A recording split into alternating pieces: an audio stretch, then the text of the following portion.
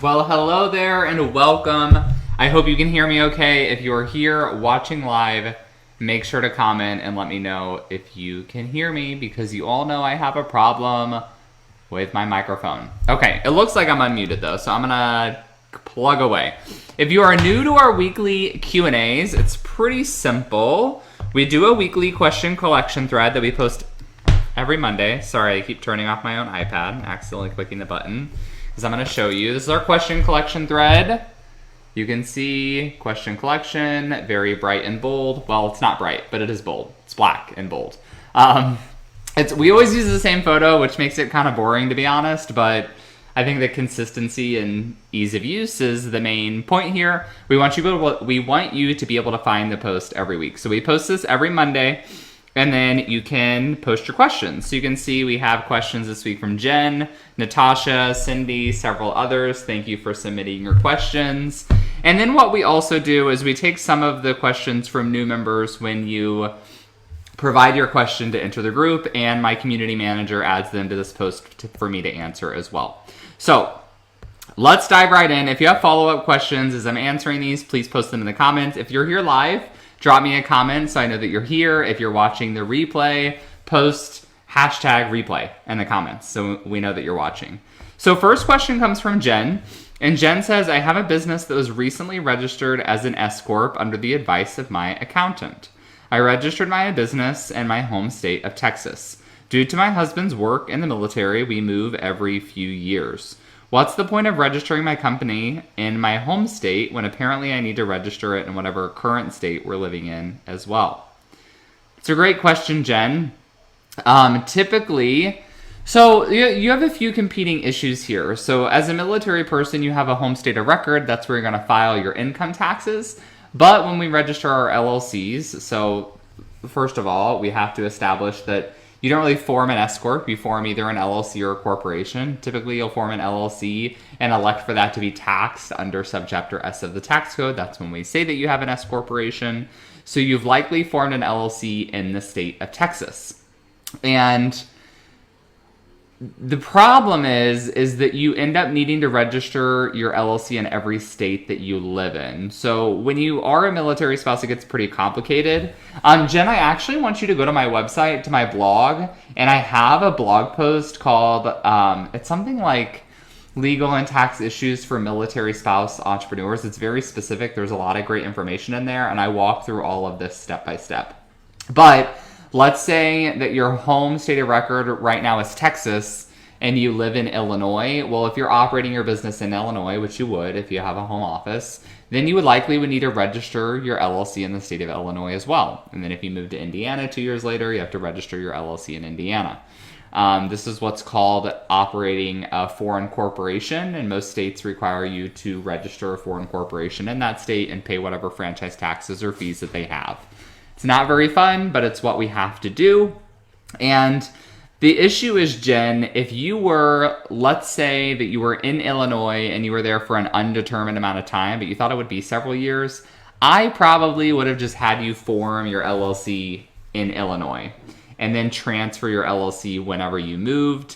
But some people will choose to say, I'm going to go ahead and form it in my home state of record because that's always going to be my home base. And I don't want to have to dissolve my LLC and reform it or transfer it. I'd rather just register it in each new state. So you can really do it either way. There's a lot of questions that you would need to ask there.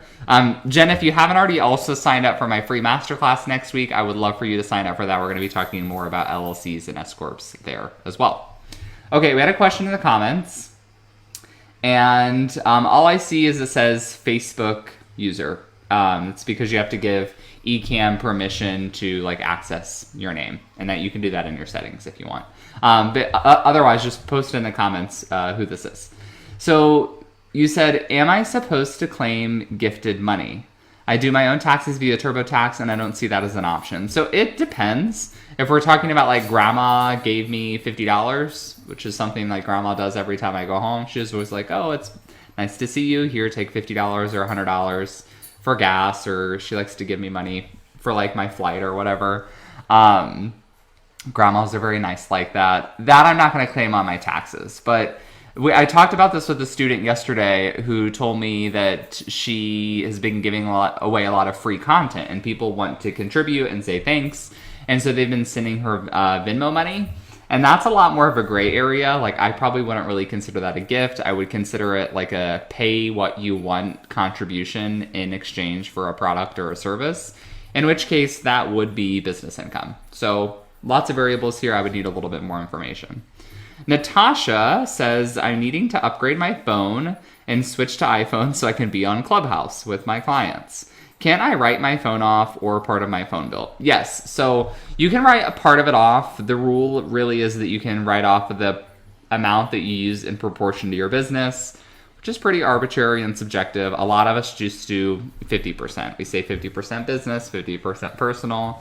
I mean, at this point, honestly, I could say, I spend a lot of time scrolling on Facebook for personal use, but even then, I'm probably commenting the most in Facebook groups, which would be business related. I feel like I could probably argue that my phone is like 70% used for business. Cindy asks, when is the right time to change my business from a sole proprietorship to an LLC or an S-Corp? And then Cindy asks, what is an S-Corp? Well, Cindy, I see that Chandra already tagged you and said to make sure that you're coming to the masterclass on Tuesday. And you said that you're already signed up. So Cindy, I hope you don't mind. I'm going to kind of punt your question onto Tuesday because we're going to be covering this in detail on the masterclass. So if you're watching this live or the replay, anyone else, and you haven't already signed up, make sure you go do that. Unfuckyourbiz.com is the registration page. You can choose a time and join us then. I'm going to be doing an hour-long masterclass talking about LLC formation, S-Corps, how to do them correctly, how to know when to do them correctly, and then I will also be teaching you my cash flow system on how to run your cash flow, pay yourself, and automate your taxes. So there'll be lots of great stuff.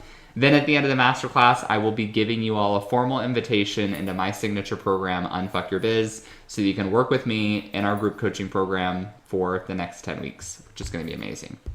All right. Terry says, is a business a good thing to start for a tax break? Terry, the answer is no. So when you have a business, you have to pay income taxes and self-employment taxes on the business income. So effectively, you're taxed more on business income than you are on non-business income. So not a good thing to start if you want a tax break. Some people will start a business just to save taxes because they want to claim a lot of expenses. They'll claim more expenses than they're making. But then the IRS doesn't like that. We have these things called hobby loss rules where if you're not really trying to actually make a profit, they can determine that it is a hobby. And then they don't like that. They're going to disclaim your deductions. Okay. Sorry, I just learned how I could get the your comments here on the screen. This is so fun. Okay. Next question from Facebook user. Let me know in the comments who is asking this question so I can address you by your lovely and amazing name. So I'm thinking about this in the context of a friend graciously sending me money to help pay for car payments. So that would probably be a gift. Yeah, generally if someone's gifting you money, then you don't need to claim that anywhere. It's my general understanding. I took a state and gift tax in my tax program. It's been a while ago, but generally gifts we don't report. Same thing with loans because we have to pay those back. All right. Okay, let me take that off. There we go. Oh, look. Okay, so fun. Love that. All right, Melissa. Melissa says, what's the best way to establish business credit? So first of all, Melissa, you want to get a business EIN, and that will it operates as your business's social security number, so that will kind of help you establish a line of credit. But the issue is, and this is not really my core area of expertise, so I'm not telling you this as an expert, I'm just telling you this based on my own personal experience with business credit. I had pretty bad personal credit for quite a while. In fact, I just started turning that around several months ago when I launched Unfuck Your Finance. About a month ago, 2 months ago, I talked a lot about this. So the way the business credit typically works is when you're starting your business, you don't have any history of credit, and they have to basically base the business credit on your personal credit. Or in other words, like typically you can't get a business credit card if you have bad personal credit, if your business does not have any credit established itself. That was a really roundabout way of explaining that. But basically, if your business has no credit, they're going to base it on your personal credit, in which case you have to have decent credit to get a business credit card, okay? But then once you get a business credit card, that's going to affect just the business credit, right? So you could have personal credit card, you could have business credit card. Hopefully you're paying on both of those very diligently, and you'll have good credit for both of them. But meanwhile, your business credit, based on my understanding, will be kind of tied to your personal credit. Otherwise, they don't have anything else to go off of. Okay. Maricela, let me know if I'm pronouncing your name correctly. If not, please give me a phonetic spelling in the comments so that I can make sure that I get it right next time. Okay, you said, can I deduct Clubhouse time at the end of the year? So I'm assuming what you're asking is like the time that you spend on Clubhouse, like just engaging in rooms, if you can deduct that, I'm not really sure exactly what your question is, but the answer is no, unless I'm misunderstanding your question. So a lot of people will ask, can I to get a tax deduction for volunteering somewhere? And the answer for that is no, right? Clubhouse would definitely be a no, because generally we're doing that to promote our own businesses. So that would be like trying to take a deduction for going to networking events or marketing our business on Instagram. Like those are business activities, really. So it's not really voluntary, it's not deductible, none of that kind of stuff. Okay, we have another question here. If I only make $7,000 in a year doing a side business and I don't have another full-time job, does the standard deduction mean I won't owe any taxes since it reduces my taxable income? Yes, this is a great question. So yes and no. I always want to just say yes to this question, but then I also forget about self-employment tax. So the way this would work for income taxes is, let's say you profited $7,000, then your standard deduction is $12,200. So for income tax purposes, your taxable income is negative amounts of dollars. So you would owe no income tax. But your self-employment tax, your share of Medicare and Social Security, is based solely on your business profit. So if your net income was $7,000, then you would owe roughly 15.3% self-employment tax on that. It comes out a little bit less with some different tax benefits, but if I calculated this really, really fast, 7,000 times 0.153 would be $1,000. And then if you did have any tax credits, like if that's all the income you have, you probably would end up getting an earned income tax credit, which would and then reduce that tax to zero. Then we can get into a lot of other complexities. But the short answer is it would mean no income tax, but it doesn't mean that you won't end up owing self-employment tax. Okay? So I hope that helps. That's all the questions we had this week. I'm going to hang out for another minute here to see if we have any more from those of you that are live. I'm going to open up my phone and see who we have here in the comments. And also, I'm going to link the link to the masterclass in the comments, because I want to make sure that you all sign up to join. So comment below if you are watching either live or the replay. Comment below and let me know if you've already signed up for the masterclass. Let me know, because I want to make sure that I see you all there. It's going to be super, super, super fun. We have about, I think we have about 120 people signed up so far, so should be a good time. Oh yeah, I think is it Takesha? Let me know if I'm pronouncing your name correctly. You got it. I can't see your names on my computer, which is so funny, but then I pull up the video like on my phone and I can actually see your names, which is so, I have to like put it over my face for it to autofocus. Hi Tay. Hope you're doing well, and I hope I pronounced your name correctly as well. Let me know.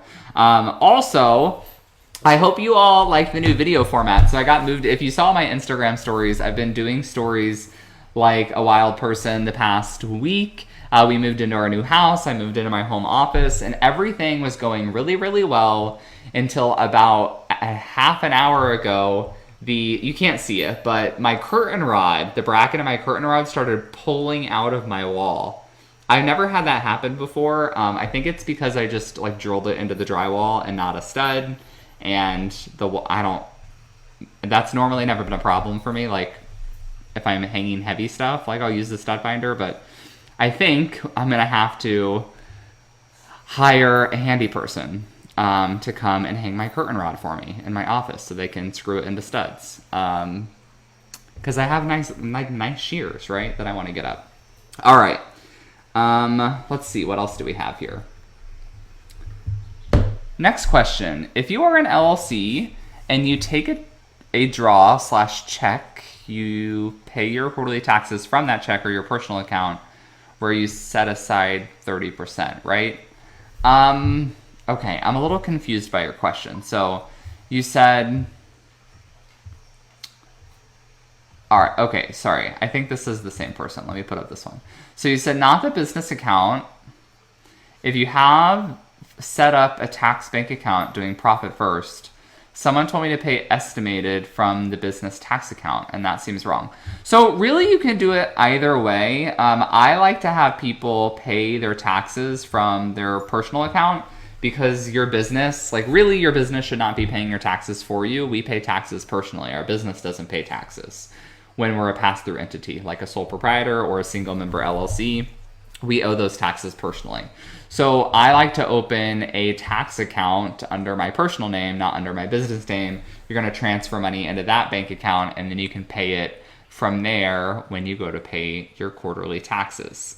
So you also said where you set aside the 30%. So I'm not sure if you're asking if 30% is the correct number, but we actually, so I'm going to spin this back around to the masterclass again. We are going to be talking about cash flow management on the masterclass on Tuesday, and I'll be teaching you all specifically how I run my cash flow, how I teach all of my students to do it, and how we automate these savings for our quarterly taxes. So make sure you signed up, and it'll be super fun. Okay, so let's see here. Why is my thing not auto-updating? I'm having like the most difficult tech time here. Oh, that was Carrie. Hi, Carrie. I hope that helped. Okay. Oh, Takesha. Okay, good. I'm glad I got your name right. That's awesome. Hey, Bea. All right, so I think that's all the questions we had this week. Thank you all for tuning in. I hope you enjoyed this live video. Again, we do these every Friday. If you have fellow entrepreneur friends that are not already in the Braden's Besties group, make sure to invite them. We're working really hard to make this a super valuable group for all of you with a lot of amazing resources. And we just really want to expand the group, right? It's good for my business. It's good for people to get their legal and tax help. You're helping out your friends. Everyone wins. So invite them in. After this video ends, go tell like 5 of your friends to join the group. Yes, yeah, Carrie. So I like to pay it from personal for sure. So good question. Hope to see you on the masterclass on Tuesday. So thanks again, everyone. I hope that you have a fabulous Friday and wonderful weekend. I will catch you all on the masterclass on Tuesday. All right, have a good one. Bye. Hey there, before you go, I wanted to give a quick thanks. Thanks so much for tuning into the show. If you loved it, I would love for you to take a screenshot of the episode or snap a quick selfie while you are listening. Share it on social and give me a tag. It'll help other kick-ass entrepreneurs like yourself find the show. That's it for today. I'll be back soon with a new episode. Meanwhile, let's roll up our sleeves and unfuck that biz.